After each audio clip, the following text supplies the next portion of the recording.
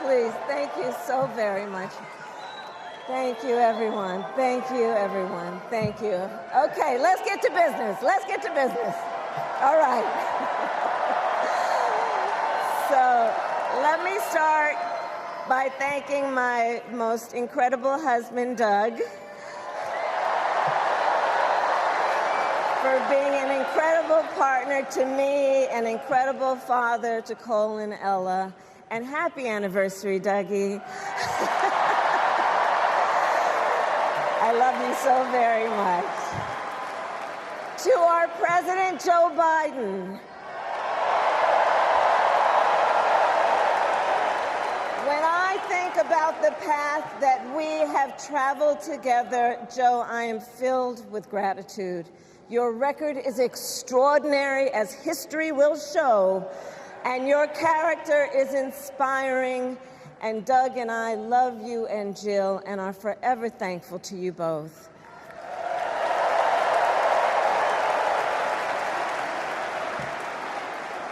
And to Coach Tim Walz,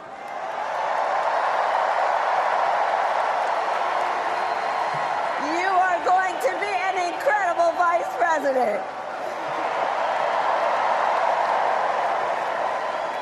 And to the delegates and everyone who has put your faith in our campaign, your support is humbling.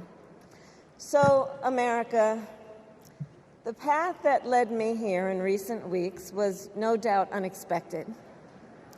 But I'm no stranger to unlikely journeys. So, my mother, our mother, Kamala Harris, had one of her own. And I miss her every day, and especially right now. And I know she's looking down, smiling. I know that. So my mother was 19 when she crossed the world alone, traveling from India to California with an unshakable dream to be the scientist who would cure breast cancer. When she finished school, she was supposed to return home to a traditional arranged marriage. But as fate would have it, she met my father, Donald Harris, a student from Jamaica. They fell in love and got married, and that act of self-determination made my sister Maya and me. Growing up, we moved a lot. I will always remember that big Mayflower truck packed with all our belongings, ready to go to Illinois, to Wisconsin, and wherever our parents' jobs took us.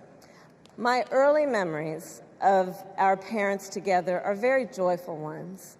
A home filled with laughter and music, Aretha, Coltrane, and Miles. At the park, my mother would say, "Stay close." But my father would say, as he smiled, "Run, Kamala, run. Don't be afraid. Don't let anything stop you."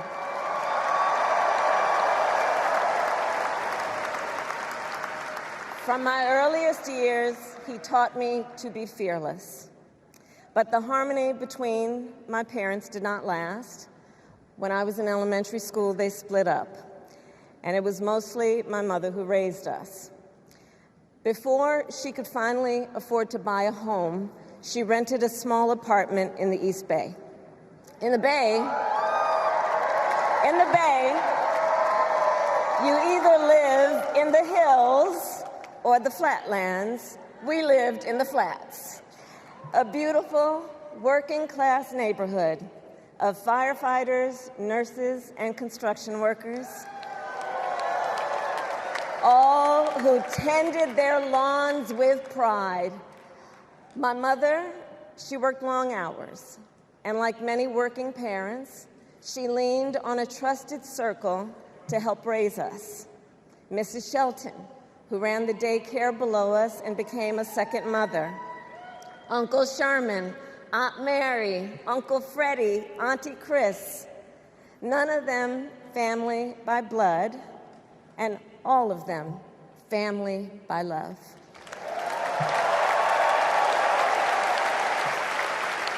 Family who taught us how to make gumbo, how to play chess, and sometimes even let us win. Family who loved us, believed in us, and told us we could be anything and do anything. They instilled in us the values they personified: community, faith, and the importance of treating others as you would want to be treated, with kindness, respect, and compassion. My mother was a brilliant, 5-foot-tall brown woman with an accent. And as the eldest child, I saw how the world would sometimes treat her. But my mother never lost her cool. She was tough, courageous, a trailblazer in the fight for women's health, and she taught Maya and me a lesson that Michelle mentioned the other night. She taught us to never complain about injustice, but do something about it. Do something about it. That was my mother. And she taught us, and she also taught us, and never do anything half-assed. And that is a direct quote. A direct quote. I grew up immersed in the ideals of the civil rights movement.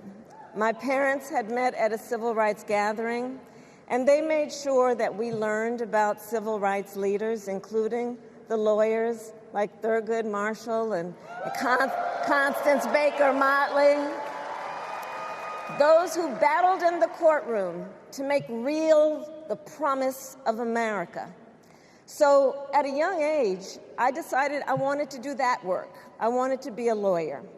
And when it came time to choose the type of law I would pursue, I reflected on a pivotal moment in my life.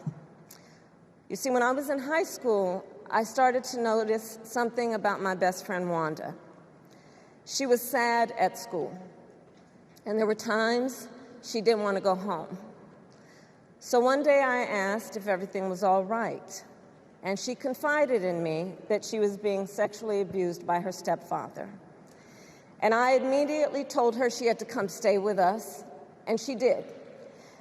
This is one of the reasons I became a prosecutor, to protect people like Wanda, because I believe everyone has a right to safety, to dignity, and to justice.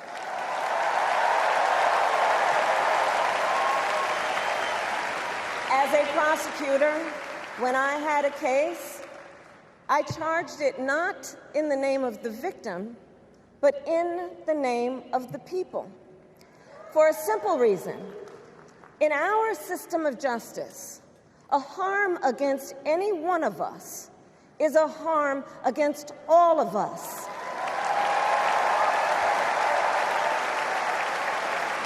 And I would often explain this to console survivors of crime, to remind them no one should be made to fight alone. We are all in this together. And every day in the courtroom, I stood proudly before a judge and I said 5 words: Kamala Harris for the people.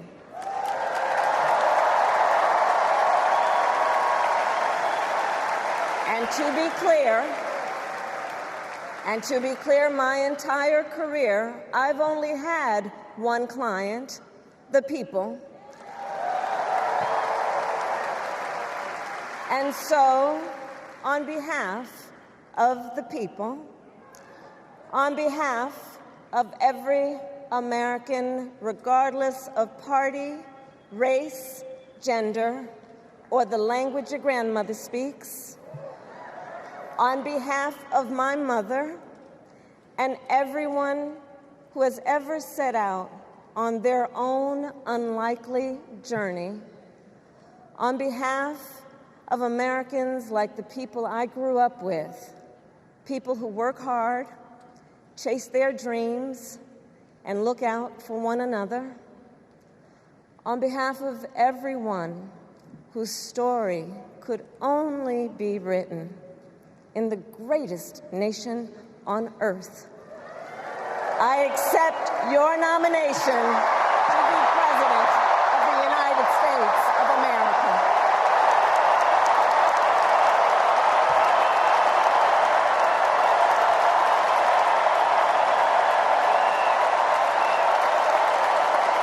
And with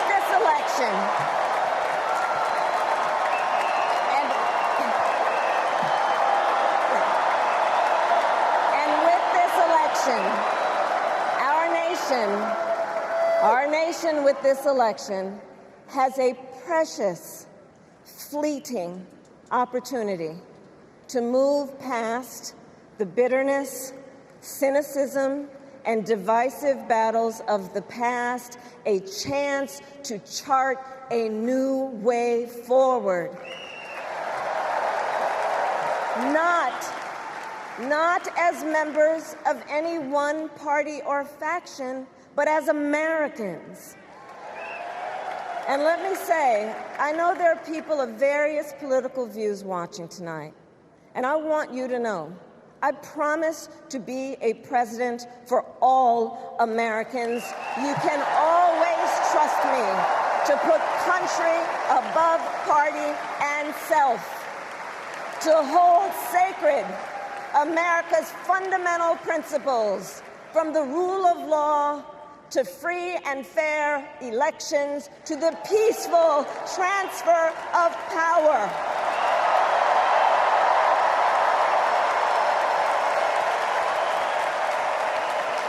I will be a president who unites us around our highest aspirations, a president who leads and listens, who is realistic, practical, and has common sense, and always fights for the American people. From the courthouse to the White House, that has been my life's work. As a young courtroom prosecutor in Oakland, California, I stood up for women and children against predators who abuse them. As Attorney General of California, I took on the big banks, delivered $20 billion from middle-class families who faced foreclosure, and helped pass a homeowner Bill of Rights, one of the first of its kind in the nation. I stood up for veterans and students being scammed by big for-profit colleges, for workers who are being cheated out of their wages, the wages they were due, for seniors facing elder abuse. I fought against the cartels who traffic in guns and drugs and human beings, who threaten the security of our border and the safety of our communities. And I will tell you, these fights were not easy, and neither were the elections that put me in those offices. We were underestimated at practically every turn, but we never gave up, because the future is always worth fighting for.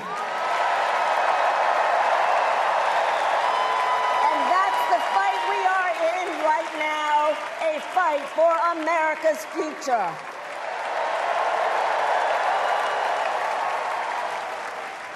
Fellow Americans, this election is not only the most important of our lives, it is one of the most important in the life of our nation. In many ways, Donald Trump is an unserious man. But the consequences of putting Donald Trump back in the White House are extremely serious. Consider not only the chaos and calamity when he was in office, but also the gravity of what has happened since he lost the last election. Donald Trump tried to throw away your votes. When he failed, he sent an armed mob to the United States Capitol, where they assaulted law enforcement officers. When politicians in his own party begged him to call off the mob and send help, he did the opposite. He fanned the flames. And now, for an entirely different set of crimes, he was found guilty of fraud by a jury of everyday Americans and separately found liable for committing sexual abuse. And consider what he intends to do if we give him power again. Consider his explicit intent to set free violent extremists who assaulted those law enforcement officers at the Capitol. His explicit intent to jail journalists, political opponents, and anyone he sees as the enemy. His explicit intent to deploy our active duty military against our own citizens. Consider the power he will have, especially after the United States Supreme Court just ruled that he would be immune from criminal prosecution. Just imagine Donald Trump with no guardrails, and how he would use the immense powers of the presidency of the United States, not to improve your life, not to strengthen our national security, but to serve the only client he has ever had, himself.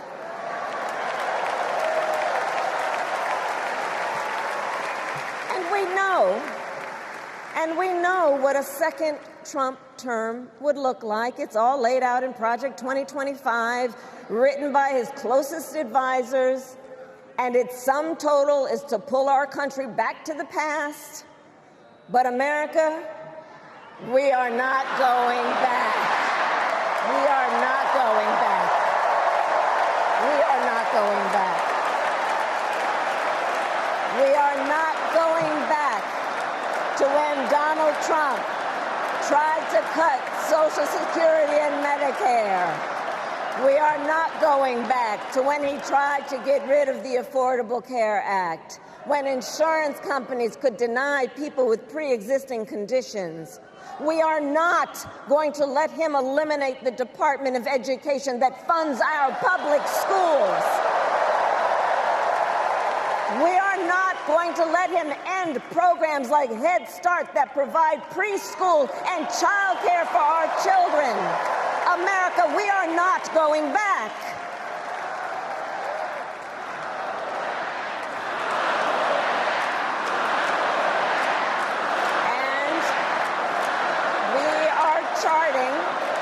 And we are charting a new way forward.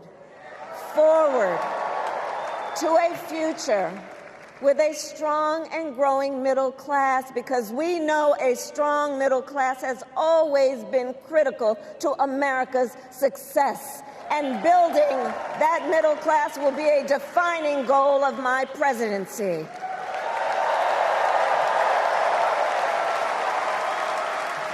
And I'll tell you, this is personal for me.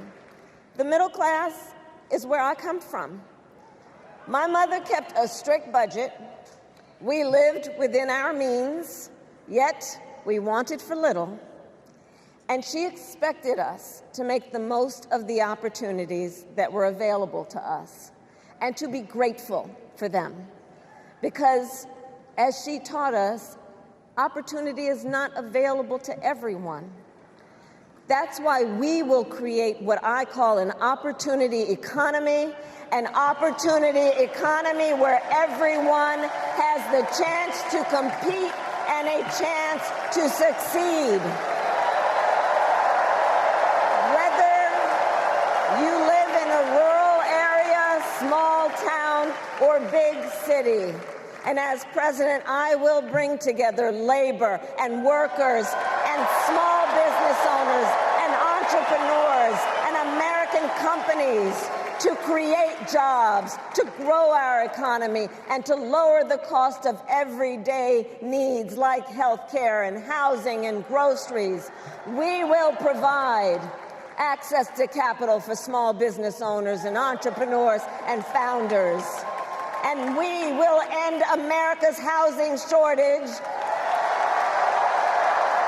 and protect Social Security and Medicare.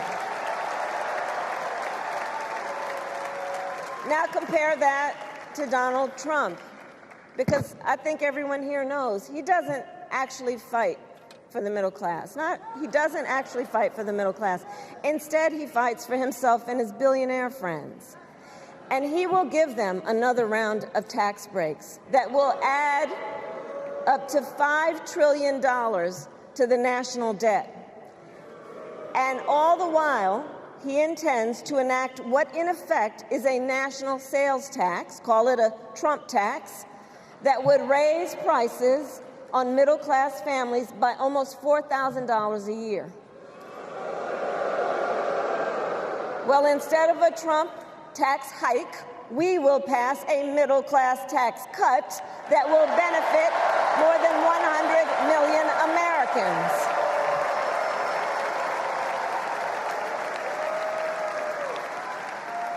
Friends, I believe America cannot truly be prosperous unless Americans are fully able to make their own decisions about their own lives, especially on matters of heart and home.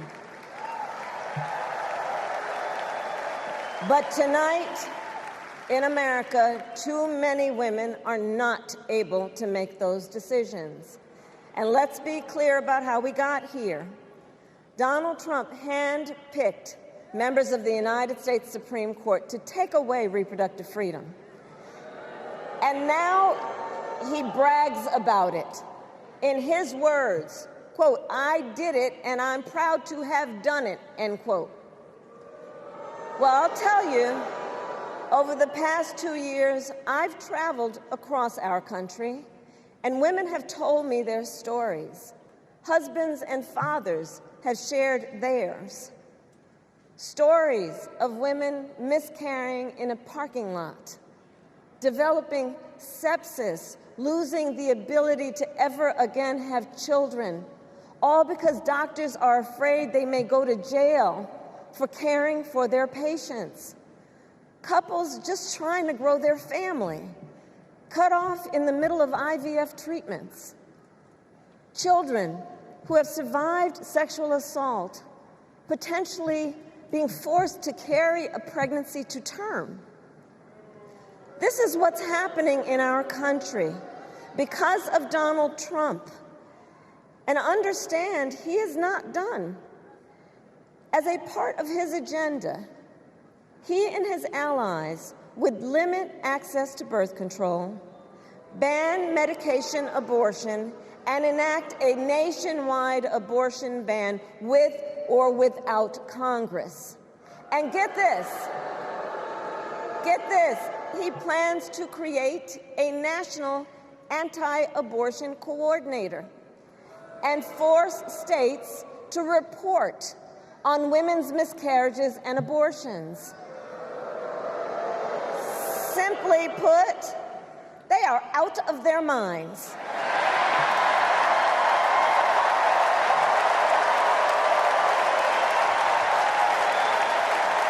And one must one must ask, why exactly is it that they don't trust women? Well, we trust women. We trust women. And when Congress passes a bill to restore reproductive freedom, as President of the United States, I will proudly sign it into law.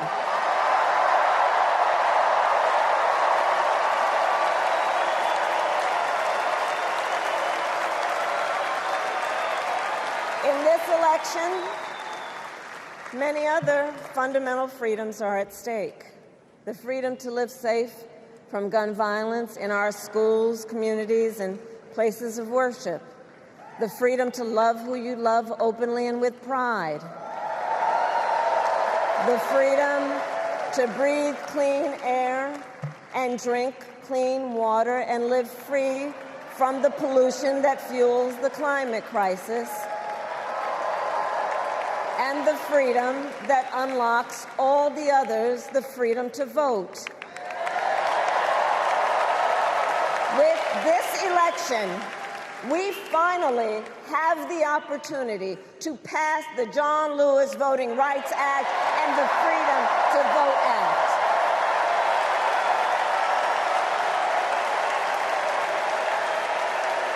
And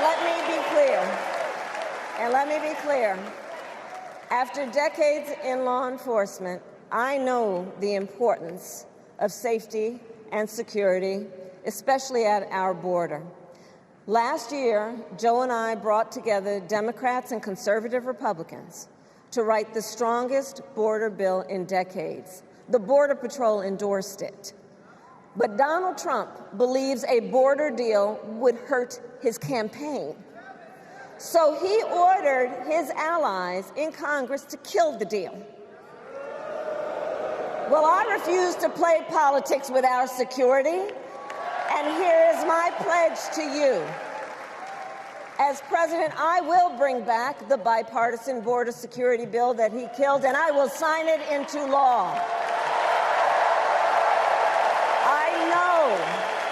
I know we can live up to our proud heritage as a nation of immigrants and reform our broken immigration system. We can create an earned pathway to citizenship and secure our border.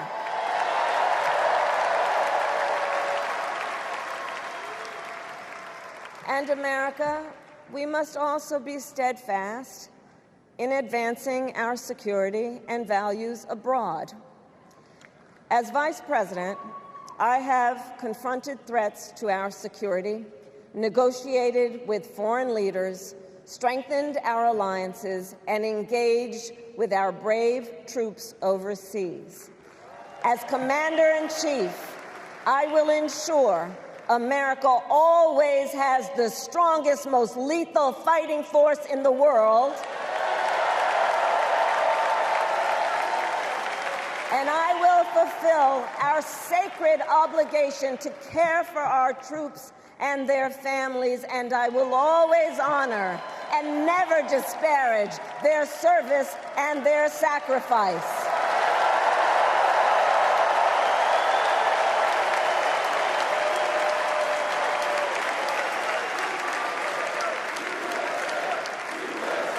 I will make sure that we lead the world into the future on space and artificial intelligence, that America, not China, wins the competition for the 21st century, and that we strengthen, not abdicate, our global leadership. Trump, on the other hand, threatened to abandon NATO. He encouraged Putin to invade our allies, said Russia could, quote, do whatever the hell they want. 5 days before Russia attacked Ukraine, I met with President Zelensky to warn him about Russia's plan to invade. I helped mobilize a global response, over 50 countries, to defend against Putin's aggression. And as President, I will stand strong with Ukraine and our NATO allies.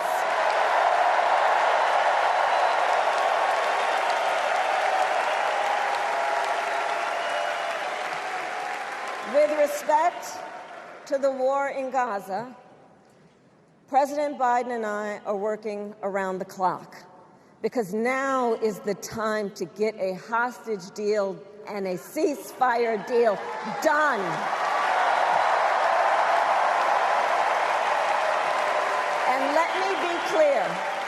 And let me be clear, I will always stand up for Israel's right to defend itself, and I will always ensure Israel has the ability to defend itself, because the people of Israel must never again face the horror that a terrorist organization called Hamas caused on October 7,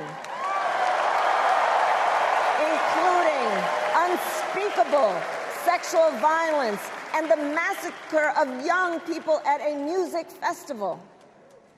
At the same time, what has happened in Gaza over the past 10 months is devastating. So many innocent lives lost.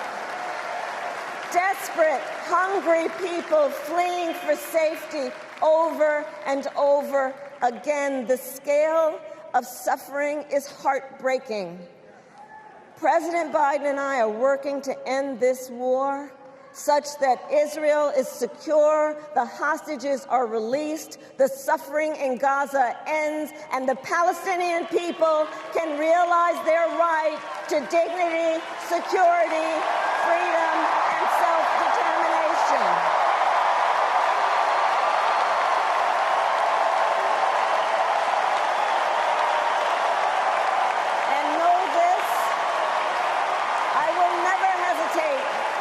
Whatever action is necessary to defend our forces and our interests against Iran and Iran-backed terrorists. I will not cozy up to tyrants and dictators like Kim Jong-un who are rooting for Trump,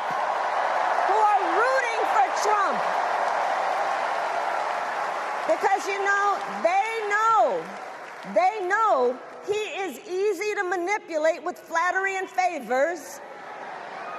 They know Trump won't hold autocrats accountable because he wants to be an autocrat himself. And as president, I will never waver in defense of America's security and ideals, because in the enduring struggle between democracy and tyranny, I know where I stand and I know where the United States belongs.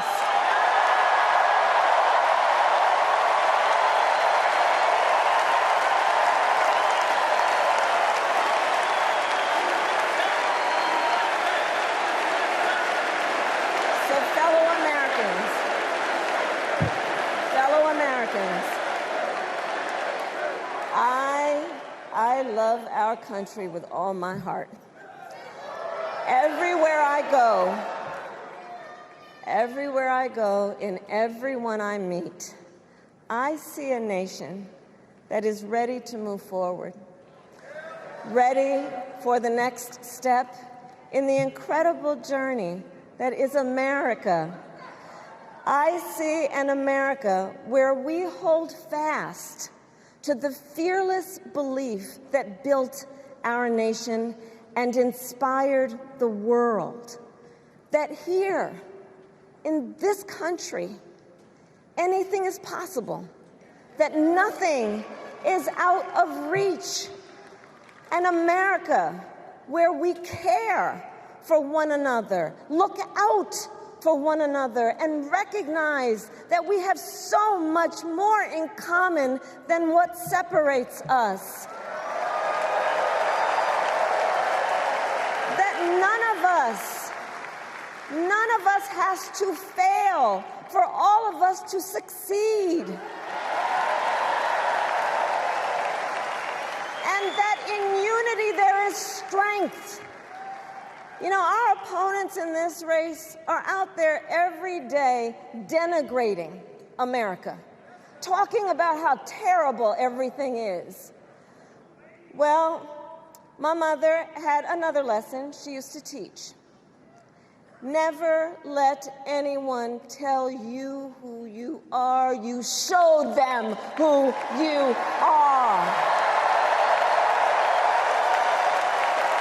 America, let us show each other and the world who we are and what we stand for. Freedom, opportunity, compassion, dignity, fairness, and endless possibilities.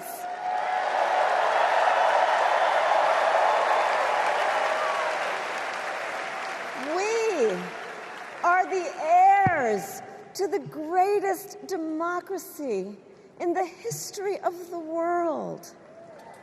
And on behalf of our children and our grandchildren and all those who sacrificed so dearly for our freedom and liberty, we must be worthy of this moment.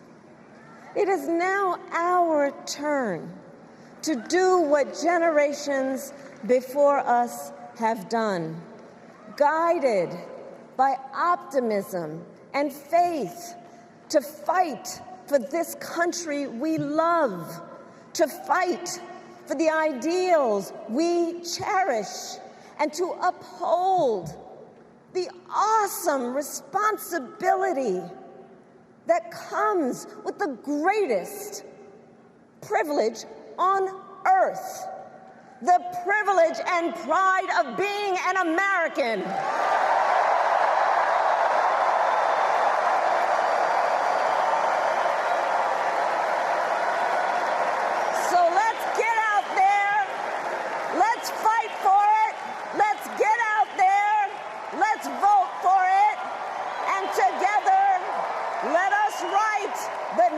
Great chapter in the most extraordinary story ever told.